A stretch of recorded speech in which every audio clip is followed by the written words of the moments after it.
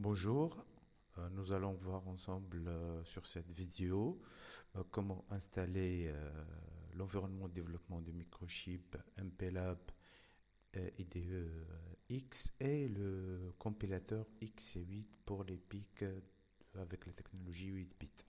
Donc tout d'abord, on accède au site de microchip, microchip.com. Après, on clique sur Design Support.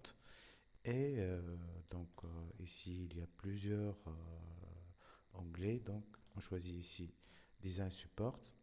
Vous aurez le sous-titre, donc Development Tools. Dans Development Tools, on clique sur les Software Tools for PIC et DSPIC.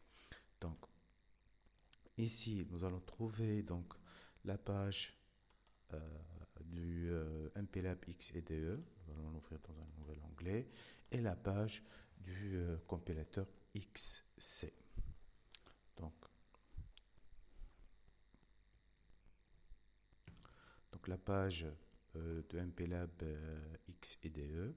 Donc pour Windows, il n'y a pas beaucoup, il n'y a pas en fait, c'est l'installation elle est très simple. Il faut juste télécharger le bon fichier, donc Windows et le MPLAB XEDE, la dernière version, donc version 3.51, vous n'aurez aucun problème au niveau de l'installation. Il faut exécuter juste le fichier. Donc pour le Windows aussi, pour le compilateur, en fait on va utiliser le compilateur 8 bits. Donc on clique toujours sur Download et vous allez trouver donc le XC8. Pour le moment, on va travailler avec, si vous voulez, en fait, votre PIC, il est de 16 bits ou 32 bits, vous pouvez télécharger les autres compilateurs et vous pouvez utiliser, donc on va voir après comment, dès la création du projet, vous allez sélectionner, si vous avez plusieurs compilateurs, vous aurez sélectionné soit le compilateur 8 bits, 16 bits ou 32 bits. Donc, ici, pour cette vidéo, donc, puisque au niveau de Windows il n'y a aucun problème, il faut juste télécharger les fichiers et les exécuter. Au niveau de, si vous installez ces fichiers sur Ubuntu, donc il faut télécharger les fichiers consacrés au système d'exploitation Ubuntu. Donc, ça sera le MPLAB X IDE, la même version, sauf que c'est pour Linux. Et pour le MPLAB XC, ça sera la même chose pour Linux, donc XC8. Pour Mac, vous avez, je n'ai pas testé l'installation sur le Mac.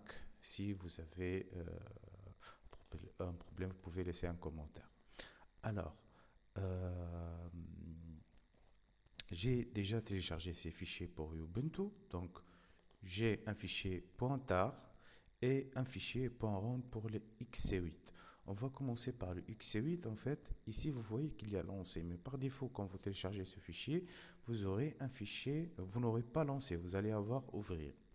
Je vais vous montrer. Donc, je vais revenir au paramétrage par défaut de ce fichier. Donc ici, vous voyez ouvrir. Vous ne pouvez pas l'exécuter. Donc, il faut donner l'autorisation à ce fichier de s'exécuter sur Linux, donc sur propriété. On change les permissions ici et on autorise l'exécution. Pour le MPLAB X IDE, vous aurez un fichier .tar, il faut juste le extraire et vous aurez un fichier .sh. Donc, maintenant pour l'installation, c'est sur la console. Donc, je vais accéder à mon répertoire pour pouvoir exécuter ces fichiers. Donc, propriété. Je vais copier directement, CTRL copie. Et j'ajoute ici un CD. Donc, je vais accéder à ce fichier. Maintenant, je vais exécuter le fichier SH de MPLAB XEDE ici. D'accord? Sudo MPLAB. Donc, je vais ajouter ici le // pour dire qu'il est dans. Donc, il le détecte directement. Et j'exécute. Je me demande le mot de passe.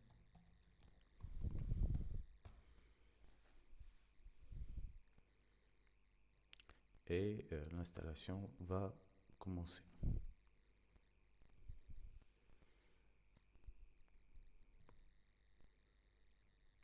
Donc ici c'est la fenêtre Setup de MPLAB XCTE. Vous n'aurez qu'à faire Next, Next et il sera installé correctement dans le fichier opt microchip MPLAB X. Donc vous avez le choix ici d'installer en fait Integrated Programming Environment. On va installer en fait deux programmes et donc je fais please install the existing MPLAB X. Donc j'ai déjà installé sur mon PC le MPLAB X. Il me demande de désinstaller cette installation pour recommencer. Donc vous n'aurez aucun problème. Donc il faut juste c'est les étapes à suivre pour installer le MPLAB X IDE. Alors maintenant pour le XC8, c'est la même chose. J'ai modifié la configuration avec la propriété ici avec autoriser l'exécution pour en fait pour le XC8. Il faut faire cette étape sinon il ne va pas s'exécuter correctement et je l'exécute sur avec donc point sudo XC8.run.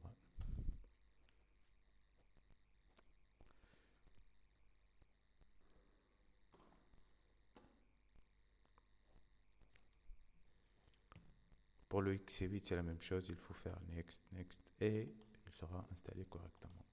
Maintenant, puisque le XC8 il est déjà installé sur mon PC, je vais quitter le programme d'installation et je vais lancer MPLAB. MPLAB IDE.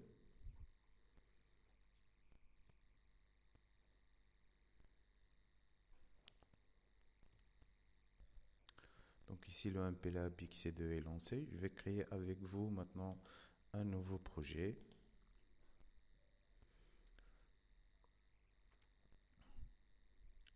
Donc Microchip Embedded Standalone Project et vous faites Next. Donc il n'y a pas de changement au niveau de cette partie. Maintenant au niveau de choix de famille et de votre circuit intégré. Donc vous pouvez par exemple ici choisir le 16 bits, le 8 bits, le 8 bits 10, 16, PIC 18. Par exemple, dans notre programmation, on utilise couramment le PIC 18F4550. Donc 18F40. Si vous connaissez, donc directement vous pouvez le taper ici, 18F4550 et c'est bon. Next. Ici, il détecte les outils que vous allez utiliser pour programmer votre PIC. Donc le PIC 3, le PIC 2. Donc pour le moment, vous laissez par exemple, on va utiliser le PIC 3, il est couramment utilisé. Je vais le choisir et je fais Next. Ici, il détecte les compilateurs en fait. On n'a pas installé le C18. C'est un ancien compilateur de microchip qui était consacré au PIC 18 de la famille 18 de microchip. Il y a le compilateur high-tech, donc 18 Pro et 18 standard, qui n'est pas installé non plus sur mon PC. Le nouveau compilateur XC8, il prend en charge tous les PIC 8 bits, y compris donc le 16F et les 18F qui sont couramment utilisés. Donc je vais choisir le XC8. Il y a aussi le compilateur MPASM. MPASM que vous pouvez utiliser si vous voulez programmer en assembleur.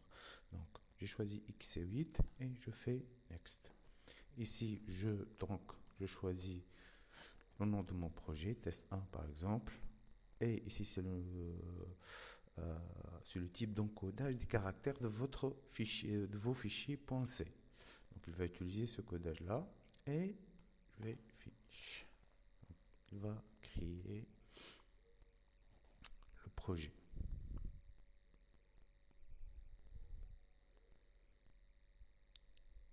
Ici, on voit le test 1. Donc, il est composé de source file, header file. Pour le moment, il n'y a aucun fichier présent. On n'a pas écrit de code encore. Donc, vous pouvez ajouter un main.c ici.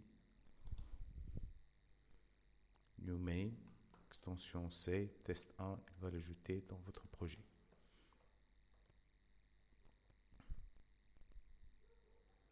Et il l'a ajouté dans source file. Et vous pouvez ajouter par la même méthode d'autres fichiers dans votre projet. Je vous remercie d'avoir regardé cette vidéo et au revoir.